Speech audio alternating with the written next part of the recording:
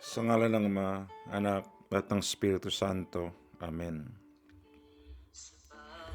Minamahal naming Diyos, kami po ay nagpupuri at nagpapasalamat sa lahat ng biyaya na aming tinatanggap sa aming pang-araw-araw na buhay, sa patuloy mong pagbibigay ng biyaya sa amin bawat umaga, bawat araw. Pinupuri ka namin, O Diyos, at pinasasalamatan. Ama, nawa sa pamamagitan ng iyong anak na si Jesus, ay samahan kaming muli sa aming pagninilay, pagkikinig sa banal na salita na ibibigay mo sa amin na siyang babaunin namin sa linggong ito. Samahan din nawa kami ng banal na Espiritu, tanglawan ang aming isipan, ang aming puso, upang maisabuhay namin ang lahat ng turo at aral na ipagkakaloob mo. Hinihiling namin ito, Ama, sa ngalan ng iyong anak na si Jesus, kaisa ng Espiritu Santo, magpas sa walang hanggan. Amen. Sa ngalan ng Ama, Anak, at ng Espiritu Santo. Amen. Magandang umaga po mga minamahal kong mga kaibigan, mga nakikinig at nagninilay kasama ko sa tuwing ako ay nagbabahagi ng ilang mga kataga patungkol sa banal na ebanghelyo ng ating Panginoon. Araw na naman po ng linggo, huwag po natin kalimutan na tayo ay maglingkod, magsimba, tanggapin si Jesus sa banal na Eucharistia. September 24, 2023, ang gospel po natin ay Matthew 20 verses 1 to 16. The kingdom of heaven is like this. A landowner went out early in the morning to hire workers for his vineyard. He agreed to pay the workers the usual daily wage of 1 denarius a day, and he sent them to his vineyard.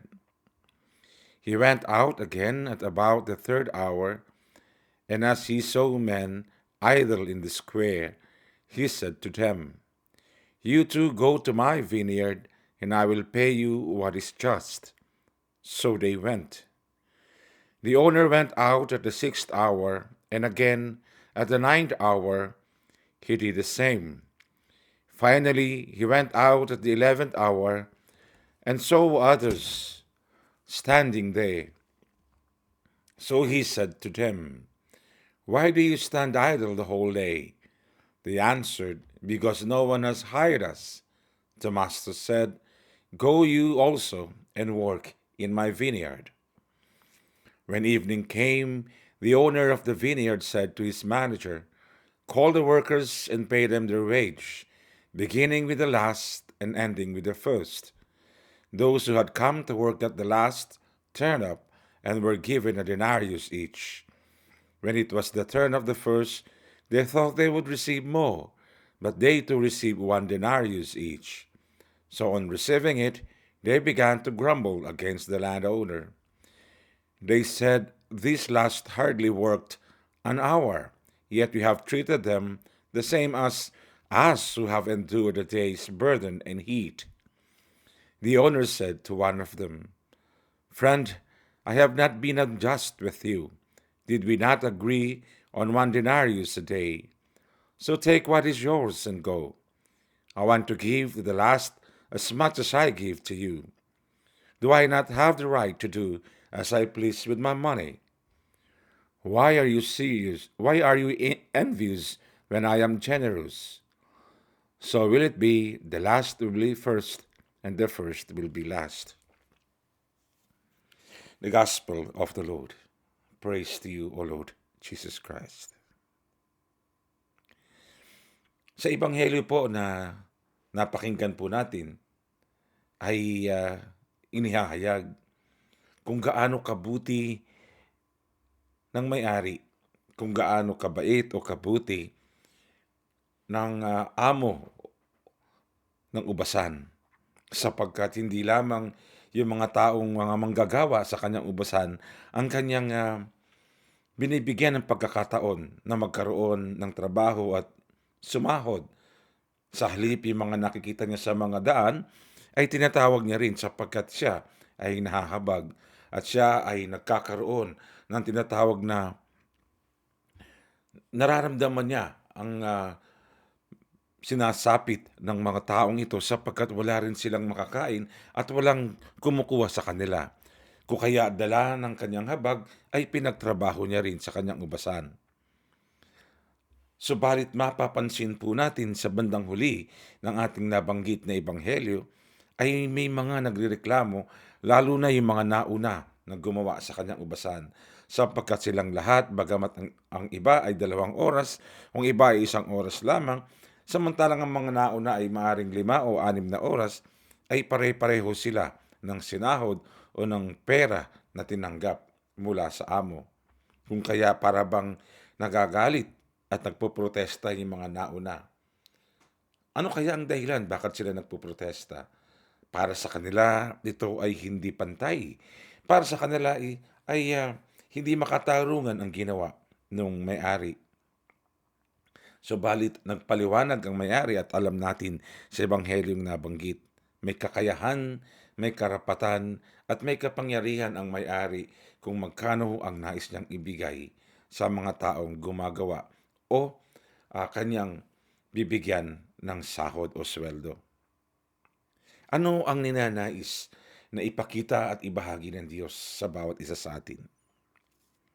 Mga minamahal, ang mga tao na tinatawag ng Diyos at ang mga tao na sumusunod sa panawagan ng Panginoon, maging ito man ay matagal ng panahon na pagtugon sa ating Panginoon, maging ito man ay ilang taon pa lamang, ang panawagan ng Diyos para sa lahat ay pantay-pantay. Tayong lahat ay pare-pareho na pantay-pantay na tinatawag ng Panginoon na kumilos at tumugon sa kanyang panawagan at gumawa sa kanyang ubasan.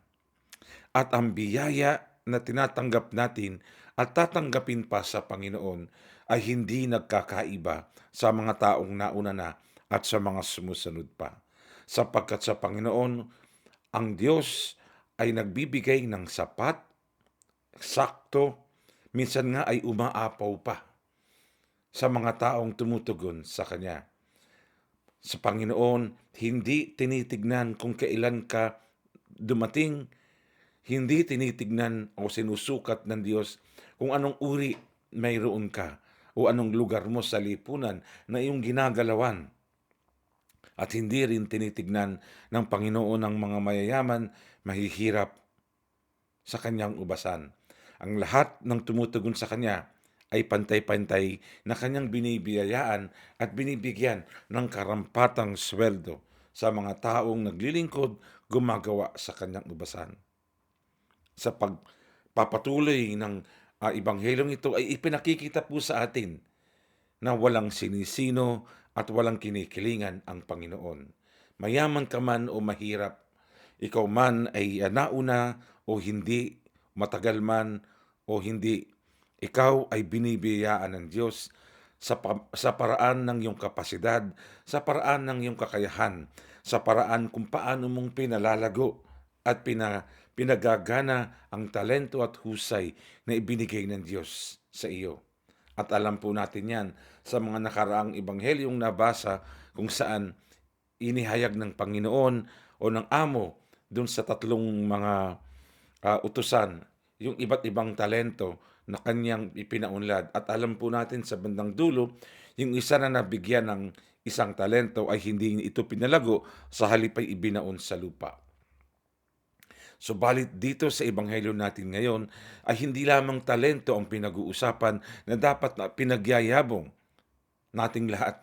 Sa halip dito rin sa pagkakataong ito ay binibigyan ng diin ng Diyos na gano'n man kaliit, gano'n man kalaki ang talento na ibinibigay sa iyo ng Panginoon. Kung ito ay iyong tinutupad, pinalalago at pinagyayabong at ikaw ay sumusunod sa Kanya, sa gawain sa Kanyang ubasan, ikaw rin ay makatatanggap pareho ng mga nauna sa iyo, pareho ng mga masasabing mas mayayaman, mas magagaling kaysa sa iyo, sapagkat pantay ang pagtingin ng Diyos sa bawat isa sa atin. Ano po ang koneksyon nito sa ating lahat? Ano po ang nais sabihin dito sa atin sa ebanghelyong ito? Mapapansin po natin na may mga nagtampo o naggalit o nagprotesta doon sa mga nagtatrabaho sa ubasan, lalo na yung mga nauna sapagkat para sa kanila ay dapat mas malaki ang kanilang sasahurin. 'Di ba? Sa panahon natin ngayon, kahit noon pa hanggang sa ngayon, sa kalakaran, sa lipunan, sa kalakaran, sa komunidad, sa ating trabaho, at kahit sa loob ng simbahan na ating ginagalawan, hindi nawawala ang inggit, hindi nawawala ang selos, hindi nawawala ang kompetensya, na kahit tayo ay naglilingkod sa Panginoon, tayong lahat ay tinawag ng Diyos na gumawa sa ubasan, mayaman man o mahirap. Ano ang nangyayari? Ano ang nagaganap? Madalas makikita mo kung sino ang may pera, kung sino ang mayaman, kung sino ang may kakayahan, ay iyon ang mas pinapaboran. Kung sino ang nakakaluwag at kung sino ang may pangalan at sino ang may kapangyarihan sa loob ng komunidad, ng trabaho o ng samahan na iyong kinabibilangan sa loob ng simbahan. Yun ang pinapanigan, yun ang pinapaboran, yun ang mas maraming mga kaibigan, yun ang mas maraming mga nauutusan. Pagka wala kang pera, hindi ka mayaman, ikaw ay ordinaryo lamang sa loob ng ubasan ng Diyos. Ano ang kadalasang nangyayari? Walang pumapansin. Hindi ka kinakausap. At kapag dumating ang panahon na nakikita ng iba na ikaw na nagmula sa wala at unti-unting umaangat at nakikita mo ang kahalagahan at napagyayabong mo ang talento na ibinigay ng Diyos sa iyo. Sa halip ng mga taong ito na kasama mo sa loob ng gawain, sa halip na sila ay matuwa at maging proud sa iyo at ikaw ay ikarangal, sila pa ang nagiging daan upang hilahin ka pababa. Sila pa ang nagiging daan upang ikaw ay sirain sa iyong kapwa manggagawa, sa iyong kamag-anak, sa iyong mahal sa buhay. At minsan yung taong akala mo na tinitingala mo nung ikaw ay pumasok sa paglilingkuran, yung pa ang nagiging daan upang sirain ka at hilahin ka pababa. Kagaya ng nangyayari sa ating ebanghelyo ngayon. Hindi makuntento at hindi matanggap ng mga nauna na na sila ay pareho ang sahod na tinatanggap sa amo. Hindi ba't pareho din, halos pareho sa buhay natin pag tayo ay naglilingkod. Ang mga nauuna nang naglilingkod sa simbahan, ang mga nauunang naglilingkod sa organisasyon, kapag may nakikitang umaangat at nagiging maganda ang kanyang pagkilos sa samahan, ano ang lagi natin sinasabi? Akala mo kung sino ka, akala mo sobrang galing mo, kailan ka lang naman dito, di ba? Kabago-bago mo, ang yabang-yabang mo na. Ngayon ka lang ngayon ko palang nagiging active dito sa loob ng simbahan. Kung makakilos ka, kung makapagsalita ka, parang alam mo na lahat. Sino ang madalas na nagsasalita ng mga ganito? Yung mga datihan. Sino ang mga madalas na naumaangal sa mga ganito? Yung mga akala nila sila na yung hari sa loob ng ah, organisasyon na yung kinabibilangan, na sila na yung dapat nakilalanin lamang at sila lang ang dapat na tingalain at tayo ay dapat laging nakatanghod sa kanila at mag-iintay ng isusubo sa atin dahil sila ang mas nauna sa atin, na dapat sila ang kikilalanin, sila ang pupurihin at sila ang papalakpakan, hindi tayong mga nauuna, hindi tayong mga sumusunod lamang. Subalit, kaibigan, sa mata ng Diyos, ayan ay isang malaking kahunghangan. Anuman ang husay natin at anuman ang galing natin, kung tayo ay ginagamit natin ang husay at galing natin upang tayo ay makilala, upang tayo ay sumikat, at upang tayo ay makapaglamang sa kapwa, lahat ng ating ginawang paglilingkod sa Diyos ay nawawala ng saysay.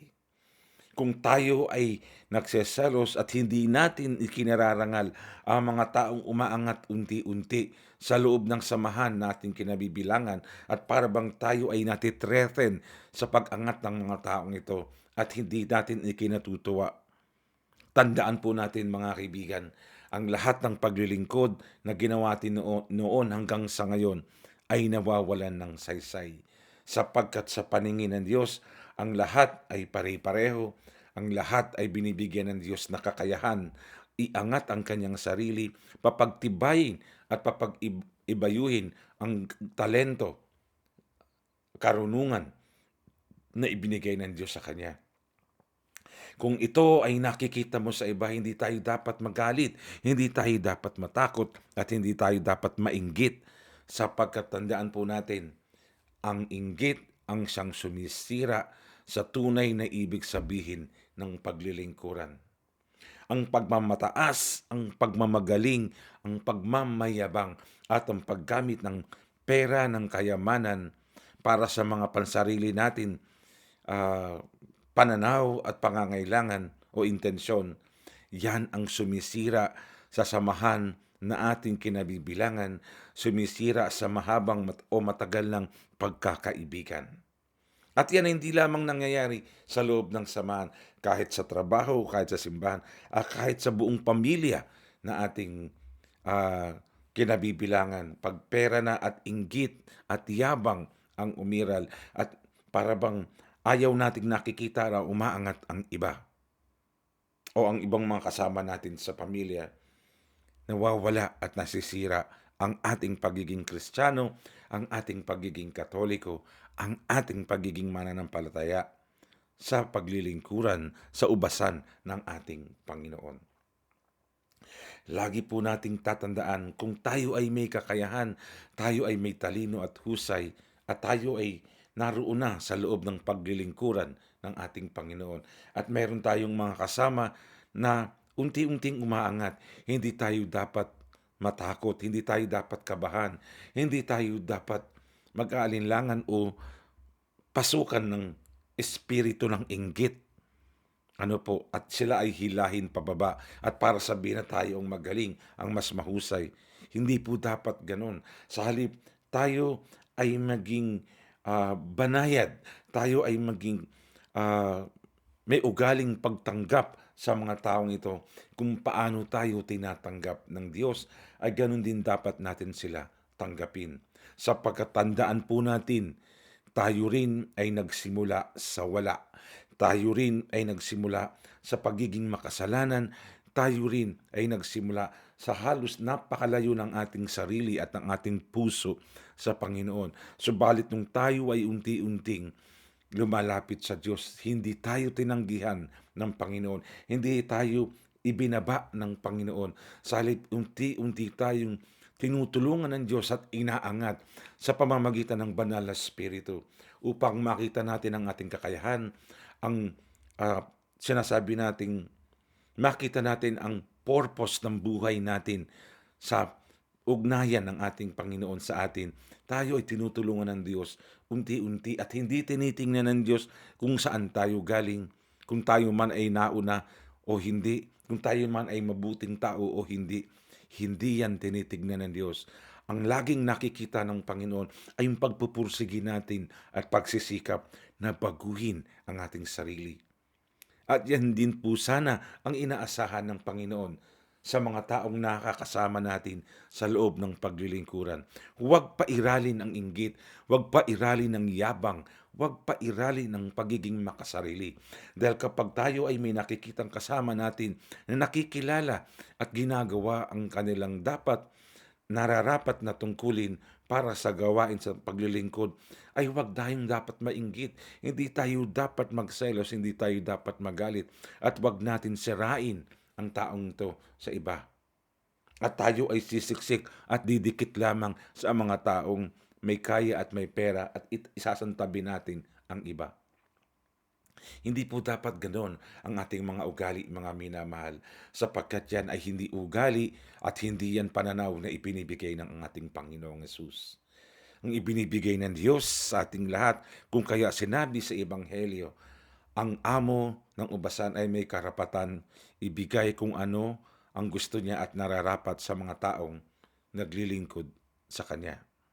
Hindi tayo dapat mainggit, hindi tayo dapat magprotesta sapagkat ibinibigay sa atin ang nararapat at ibinibigay sa atin ang sapat na nagmumula sa Diyos. At kung tayo ay gumagawa sa ubasan, mga minamahal, ibinibigay ng Diyos ang nararapat para sa atin. At kung may dumarating man na nakikita natin ah, unti-unti na nagiging bahagi ng ating gawain sa paglilingkuran, hindi dapat kainggitan, hindi dapat pagselosan, at hindi dapat pagganahin yung ating pagiging matagal na sa loob ng ah, samahan, at hindi dapat natin abusuhin ang posisyon na meron tayo at gamit natin ang yaman, ang pera para mangibabaw sa kanila at sa ating lahat, sa inyong lahat, sa samahan, mangibabaw sa kanila lahat na ako ang dapat yung tignan, ako ang dapat na maging tama at kayo ay mali. Hindi dapat po ganoon ang nais ng Diyos. Ang lahat ay pare-parehong tinatanggap ang biyaya mula sa Panginoon. Sabay-sabay din natin at pantay-pantay din natin iukol, ialay ang anumang talentong meron tayo sa Diyos. Kagaya ng pagtingin sa atin ng ating Panginoon, ganun din dapat natin titignan at pakikitunguhan ang ating kapwa. Amen.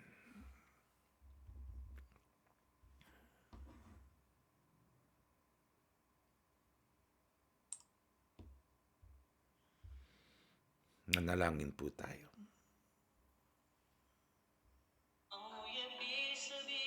Panginoon, tulungan mo po kami, Panginoon, na magkaroon ng kababaan ng loob at tanggapin at maging payapa sa aming kalooban. Ano man ang biyaya na ibibigay mo sa amin sa araw-araw. Turuan mo kami, O Diyos, na huwag masyadong maghangad. Sa halip ay maging masaya sa bawat biyayang tinatanggap namin sa iyo at ito'y maging sapat sa aming buhay. Turuan mo rin kami, Panginoon, na mawala at alisin mo po, Panginoon, ang inggit sa aming puso, ang selos, ang pagiging mainggitin. Alisin mo po sa amin, Panginoon, ang yabang. Alisin mo po sa amin, Panginoon, ang mga hindi magandang dulot ng posisyon at kapangyarihan. Sa halip, Panginoon, lahat ng ito ay gamitin namin sa ikapupuri at ikararangal mo upang kami kasama at kasabay ng mga nakakasalamuhan namin sa aming paglilingkod ay sama-sama kaming iaangat ang aming sarili, magtutulungan, Panginoon, at hindi kailanman hihilahin pababa ang aming kapwa sapagkat yan ay hindi naaayon at nararapat sa iyong kalooban. Ama, turuan mo kami at tulungan mo kami maging matatag, payak at makatarungan sa lahat ng aming gawain. Amen. Sa ngalan ng Ama, Anak, ng Espiritu Santo. Amen.